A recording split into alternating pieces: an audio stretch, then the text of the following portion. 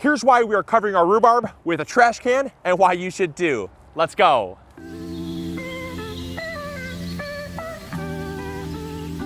So this is our rhubarb. We planted this a couple years ago and it is just starting to come out of dormancy, as you can see by the green leaves and the little pink bits of new growth. It is just starting to emerge from dormancy, which is great because it means spring is on the way, but it also means that we get to try a new type of gardening method called forcing. Forcing is a process of actually covering the plant, causing it to force it to grow to find light. And essentially what you're going to get is you're going to end up with larger yields with a crop like this rhubarb. Usually rhubarb will have a stem that is, anywhere from 5 inches upward to maybe 12 or 13 inches long. But this can actually give you far more than that. This can actually double, or in some cases even almost triple, the yield of rhubarb that you're going to get, giving you less leaves and longer, larger stems with better color.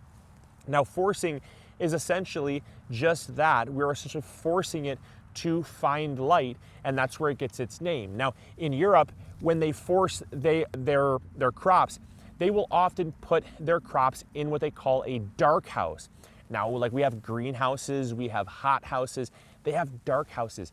And essentially what they will do is they will grow their rhubarb in these beds that are covered by a retractable roof. During the summer, the roof comes off, exposing it to sunlight. The rhubarb grows and thrives.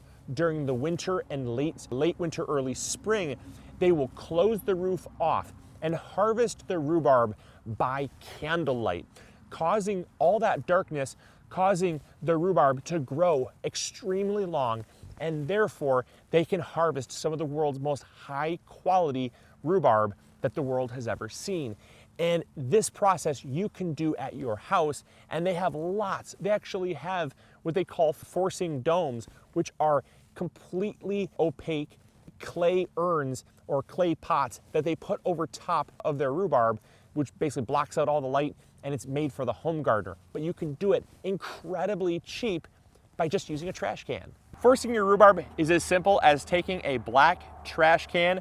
Round would be preferred, but we just had this on hand. This cost us a couple bucks at our local Dollar General.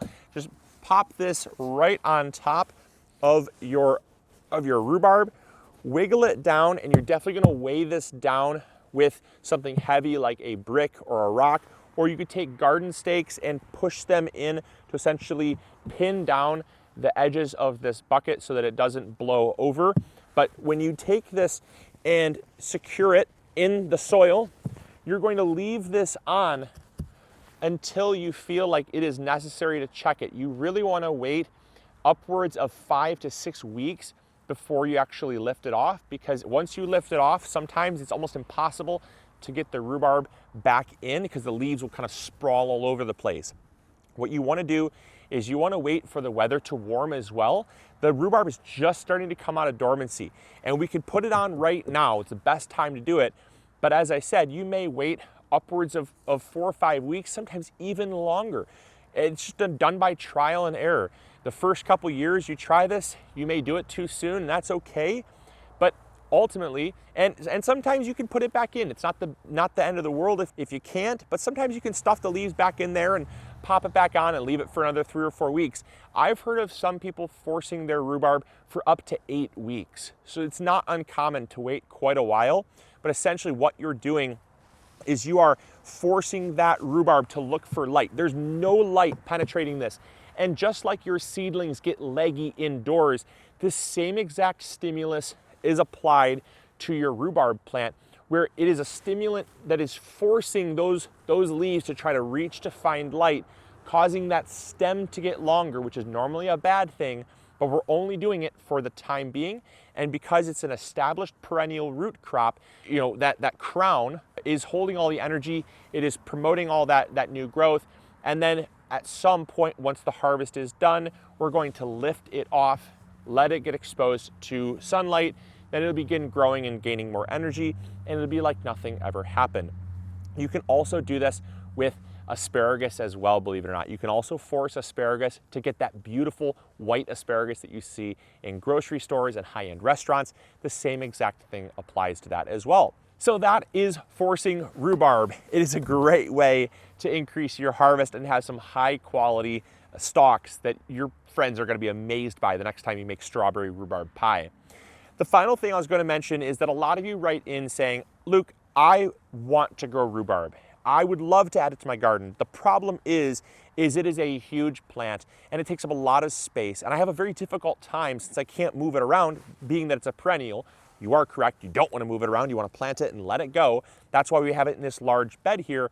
But you always write in saying I have a very difficult time kind of planning what I'm going to plant around my rhubarb because I can't move it. And to that, I want to thank the sponsor of today's episode, SeedTime. SeedTime is a garden planning software where it actually allows you to plan what you're going to plant and where, and will actually give suggestions based on the crops that you want to grow, when you should start those crops, where you want to plant them, and how much time you have left in your growing season based on regionally specific data, such as temperature and other environmental conditions that you want to know about, such as your last frost date, first frost date, and those averages, which are very important to garden planning.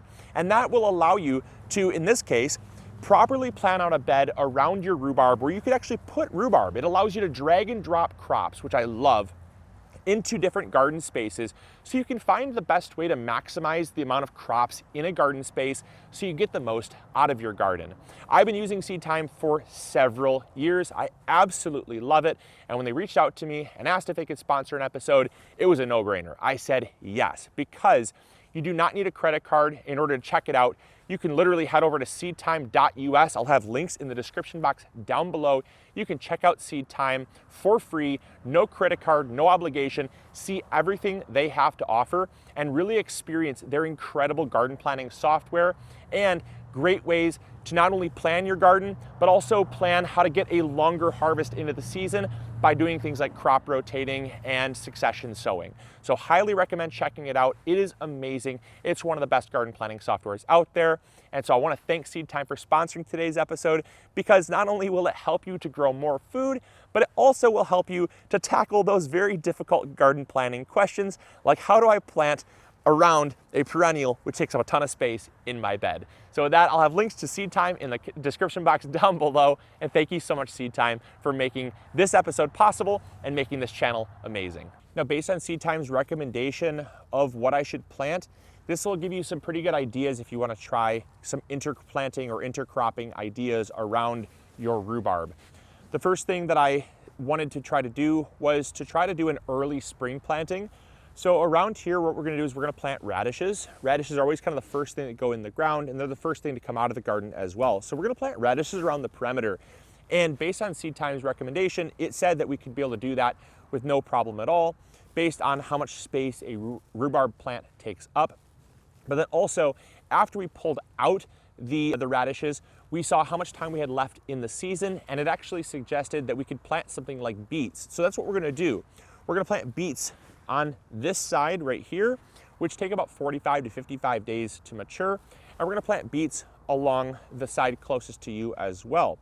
And that is going to give us a second harvest in this bed, still allowing us to plant something in the end caps like marigolds or some other type of pollination type crop to bring in pollinators, which I haven't figured out what I want to plant yet, but we might also plant something like beans as well. It suggested that we had enough space for beans, which was another crop that I thought might be kind of fun. Put some bush beans here, because then as the plant gets larger, as the rhubarb plant gets larger, we're going to lose some of that usable space, and that will inevitably use up a good portion of this bed. But what we're going to do is we're still going to plan out the perimeter. After the beets are done, based on SeedTime's recommendation, we actually, because we plugged in all this information right into the software, we were able to plan out that after we harvest the beets, we'll still have enough time for either another beet harvest, or we could transition into something like late season carrots, or even cucumbers along the edge here and let them trellis off on one side or the other. And so I'm not sure what we're going to do for that third harvest yet. We're still kind of figuring that out. But nevertheless, using the power of SeedTime software, we're actually able to really visibly see, before we even get plants in the ground, what we're planting, just to kind of give you guys some ideas. Because I do really, and I mean this sincerely, you guys know, like the sponsorship bit is over, and I'm actually really trying to help you guys answer this question because it is so common.